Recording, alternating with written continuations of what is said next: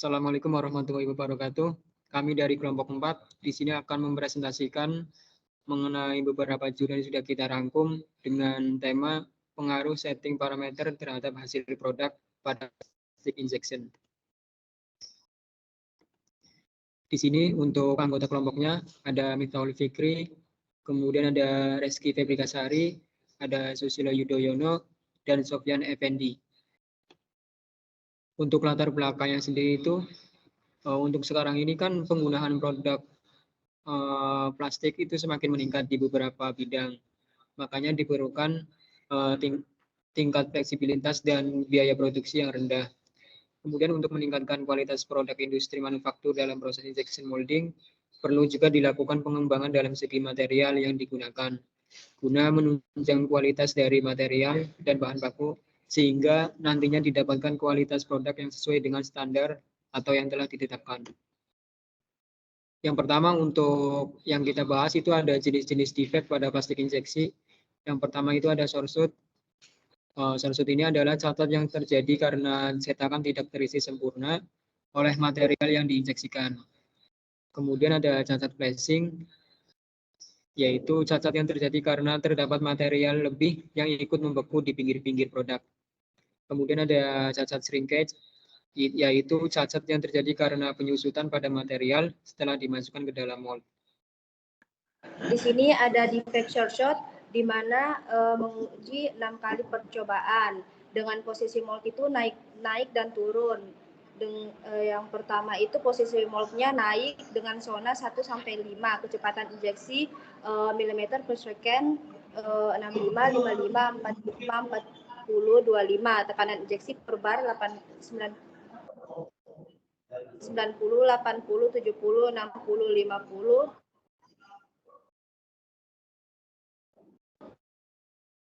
Tidak cacat short. Kedua, mold naik, zona 1 sampai zona 5, kecepatan injeksi 70, 60, 50, 45, 30, tekanan injeksi per bar 95, 85, 75, 65, 55. Keterangannya 2 pieces cacat short, 3 pieces tidak cacat short. Ketiga, mold naik dengan zona 1 sampai 5. Kecepatan injeksinya 75, 65, 55, 50, 35, tekanan injeksi per barnya itu 100, 90, 80, 70, 60. Keterangan 1 pieces cacat short, 4 pieces tidak cacat short. Keempat itu zona 1 sampai zona 5. Kecepatan injeksi 65, 55, 45, 40, 25, tekanan injeksinya 90, 80, 70, 60, 50. Keterangan 2 pieces cacat short, 3 pieces tidak cacat short. Kelima, zona 1 sampai zona 5. Kecepatan injeksinya itu 70, 60, 50, 45, 30, tekanan injeksi per barnya 95, 85, 75, 65, 55. Keterangannya 5 pieces tidak cacat short. Dan terakhir posisi mold ke-6 itu bawah dengan zona 1 sampai 5. Kecepatan injeksinya 75, 65, 55, 50, 35, tekanan injeksinya 100, 90, 80, 70, 60 dengan keterangan 2 pieces cacat flashing, 3 pieces. Jadi parameter setting nomor 5 menunjukkan hasil produk kursi santai plastik tidak terdapat short.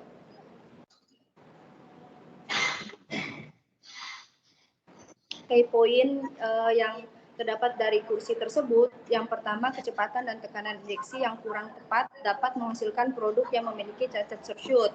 Kedua, short disebabkan oleh tekanan yang terlalu rendah. Ketiga, tekanan injeksi yang lebih kecil juga akan menyebabkan cacat short karena material plastik belum dapat memenuhi mold. Selanjutnya, untuk spesifikasi mesinnya, untuk defect flashing itu McLaren force-nya ada 320 ton, diameter skrunya 50 mm, shoot weight-nya 552 gram, minimal mold thickness-nya 220 mm, mold thickness-nya 655 mm, max open die like-nya 1235 mm, tie bar 670 kali 670 mm, flatten size-nya 950 kali 950 mm, diameter locating ring-nya 120 mm, clamp stroke-nya 1015 mm, dan meteringnya 320 mm. Untuk sistem clampingnya itu toggle. Dan untuk material plastik yang digunakan itu material plastik polistiren. Untuk pengecek defeknya itu memakai mesin optical profile projector series 400. Selanjutnya untuk variabel penelitiannya ada variabel bebas, itu memakai injection pressure yang 45, 55, dan 65. Dan untuk clamping force-nya 125, 135, dan 145. Dan ini untuk mencari cacat flashing. Untuk variabel kontrolnya ada jenis material itu menggunakan polistiren, cooling time-nya injection speed 45%, injection time-nya 4 detik, dan holding time-nya 0,5 detik. Untuk yang grafik pengaruh injection pressure dan clamping force terhadap cacat flashing itu, untuk injection pressure-nya 45 itu mendapatkan cacat flashing 0,075. Untuk yang injection pressure 55 itu mendapatkan cacat flashing sebesar 0,125. Untuk yang 65 injection pressure mendapatkan cacat flashing sebesar 0,150. Untuk yang clamping force-nya yang 125 itu flashing sebesar 0,185. Dan untuk clamping force yang 135 itu mendapatkan cacat flashing sebesar 0,123.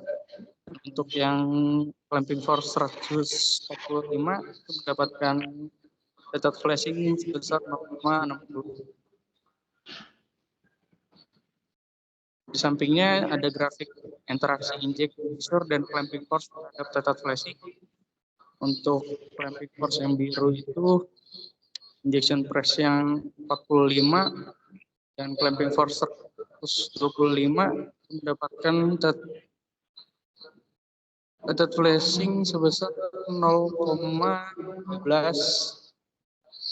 dan 0,18 dan yang 65 itu mendapatkan 0,24.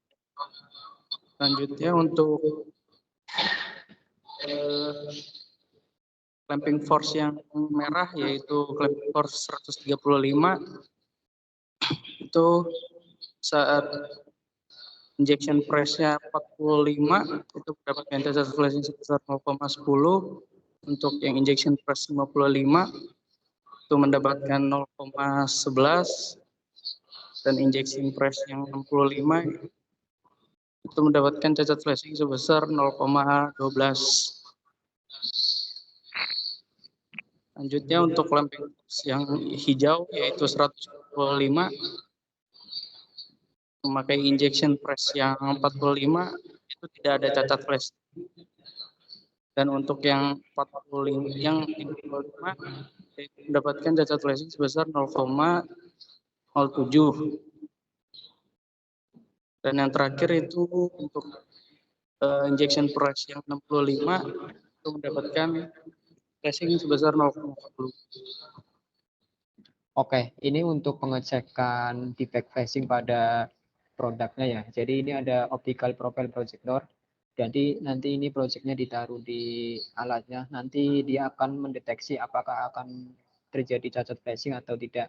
Jadi kalau terjadi cacat flashing nanti akan muncul angkanya di monitor. Itu ada angka-angkanya. Jadi misalkan angkanya itu 0 semua, berarti itu masih dikategorikan oke atau tidak ada cacat flashing. Begitupun sebaliknya, misalkan ada cacat flashing, maka di monitor akan keluar angkanya sebesar berapa gitu. Untuk kata kuncinya itu inject pressure memiliki pengaruh yang signifikan terhadap cacat flashing pada suatu produk. Semakin tinggi injection pressure, maka memperbesar kemungkinan terjadi cacat flashing.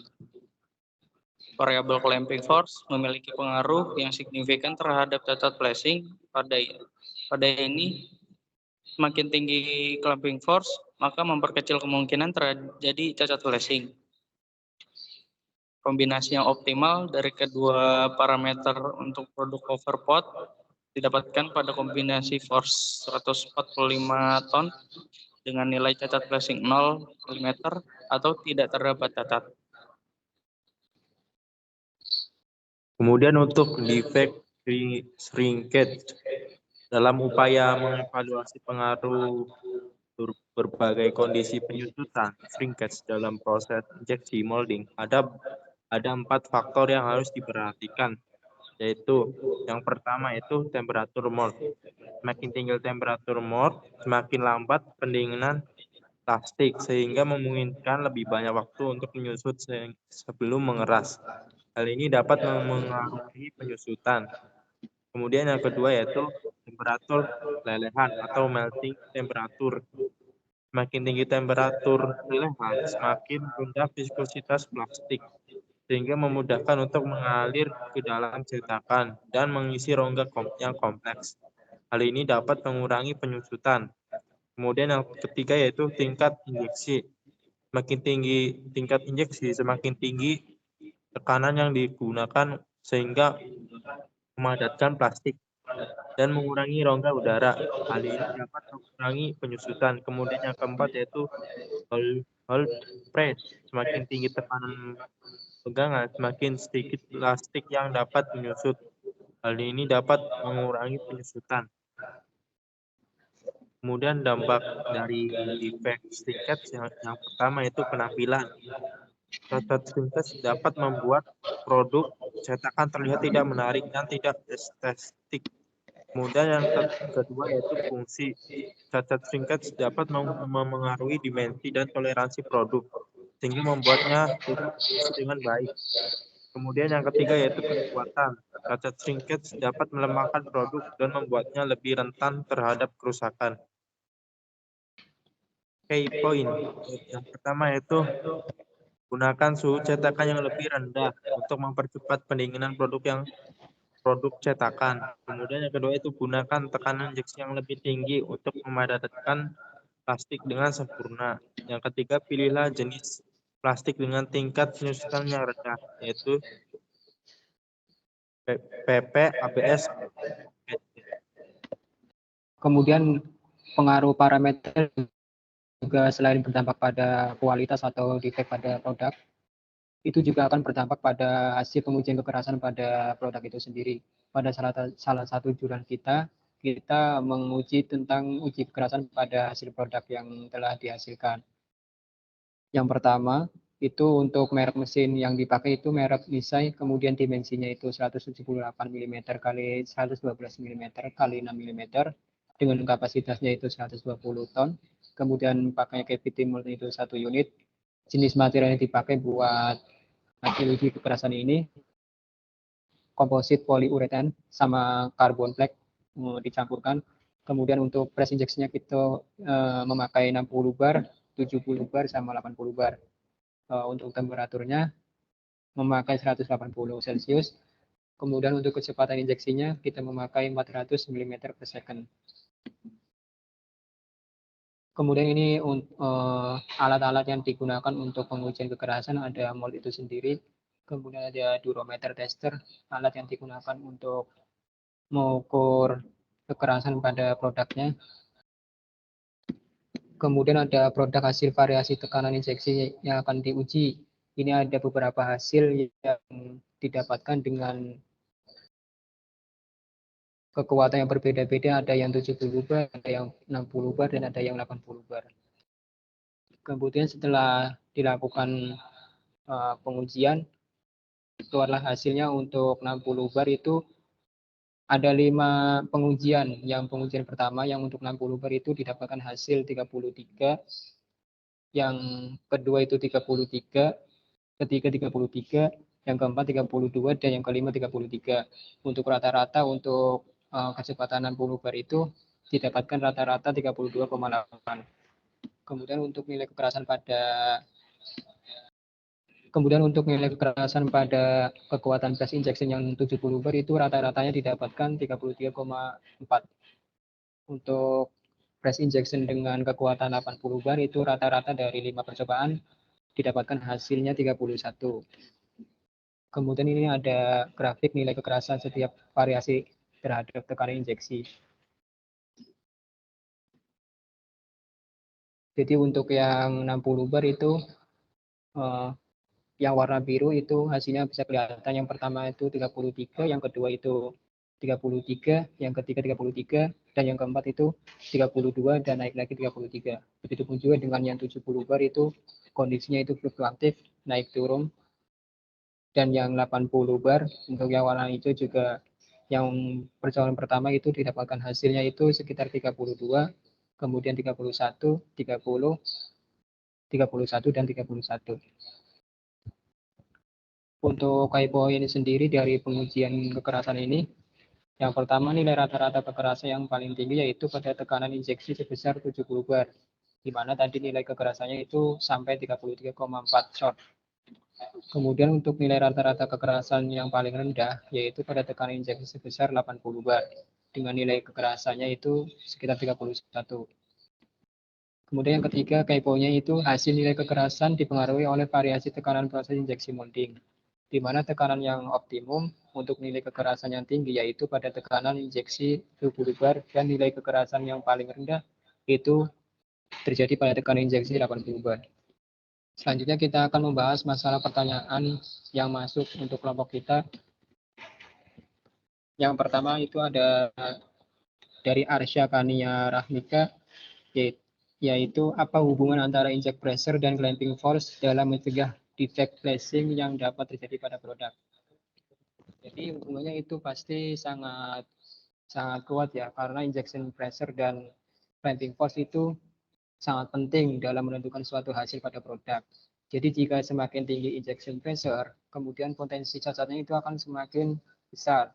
Sebaliknya jika semakin tinggi clamping force-nya, maka semakin kecil akan terjadinya cacat flashing. Maka dari itu perlu kombinasi antara inject press dan clamping force dengan settingan parameter yang sesuai.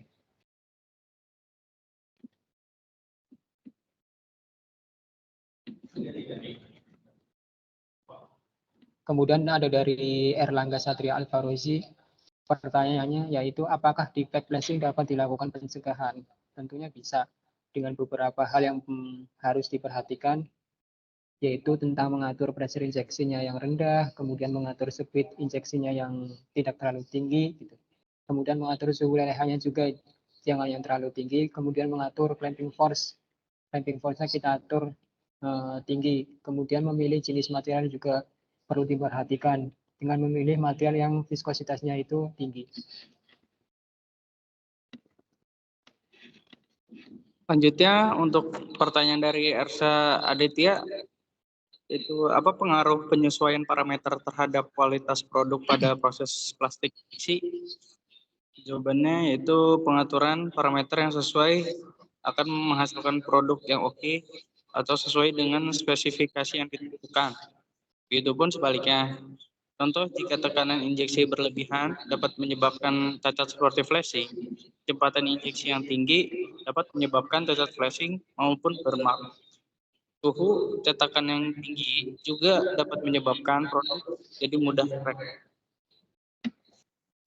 Selanjutnya untuk pertanyaan dari Afrizal Bagus Putranto. Untuk pertanyaan yaitu apakah produk defect hanya terjadi karena settingan parameter yang tidak sesuai dan apa pengaruh lain? Jawabannya itu tidak. Ada beberapa faktor lain yang dapat mempengaruhi defect pada plastik injeksi seperti segi material, desain, cetakan, maupun waktu pengisian cetakan.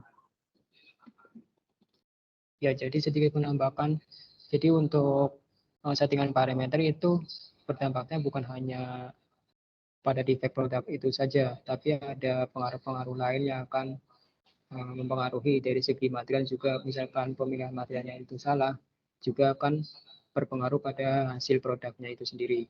Kemudian desain cetakan yang tidak sesuai atau salah desain itu juga akan mempengaruhi dari hasil produknya. Jadi di sini ada pertanyaan dari Wildan Yusuf. Pertanyaannya, apakah jika settingan parameter yang tidak sesuai prosedur hanya menghasilkan produk yang defect saja? Ataukah ada fenomena lain yang terjadi pada benda kerja atau produk?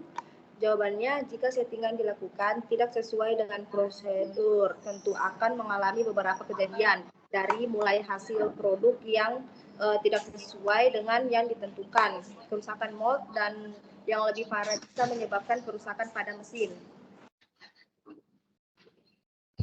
Kemudian saya akan menjawab dari pertanyaan dari Jaltung Bagas Putra. Pertanyaannya, apa penyebab cacat Forsooth hanya dapat disebabkan oleh parameter saja? Jika iya, jelaskan. Dan jika tidak, jelaskan, berikan juga contohnya. Ya, untuk jawabannya itu tidak. Ada beberapa faktor yang mempengaruhi cacat Forsooth, yaitu desain cetakan yang salah, seperti desain gate yang terlalu kecil, dapat menghambat aliran lelehan plastik sehingga dapat menyebabkan Forsooth. Kemudian yang kedua yaitu jenis material yang tidak sesuai, seperti viskositas material yang terlalu kental akan lebih sulit mengalir sehingga menghambat aliran lelehan plastik. Kemudian yang ketiga yaitu faktor kondisi mesin yang rusak, seperti kerusakan pada nozzle dapat menyebabkan penyumbatan sehingga dapat menghambat aliran lelehan plastik.